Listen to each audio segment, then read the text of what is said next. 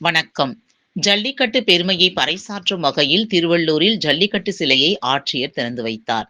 தமிழகத்தின் வீரமிக்க பாரம்பரிய விளையாட்டான ஜல்லிக்கட்டு போட்டி தமிழர்களின் வீரத்தை பறைசாற்றும் வகையில் ஆண்டுதோறும் தமிழர் திருநாளில் நடைபெற்று வருகிறது.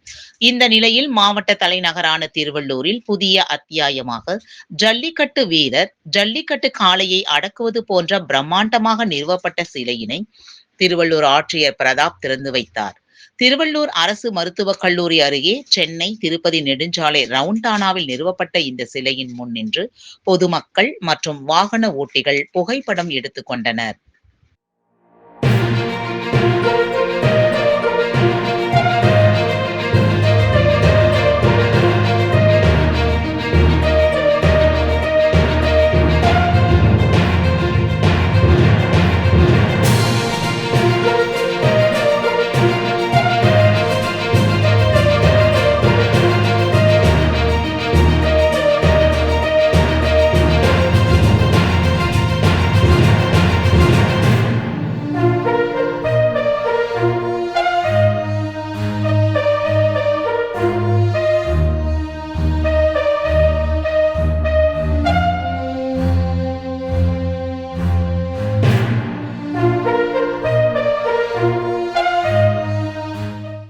உள்ளதை உள்ளபடி உடனுக்குடன் செய்திகளை தெரிந்து கொள்ள உண்மை குரல் யூடியூப் சேனலை மறக்காமல் சப்ஸ்கிரைப் பண்ணுங்கள்.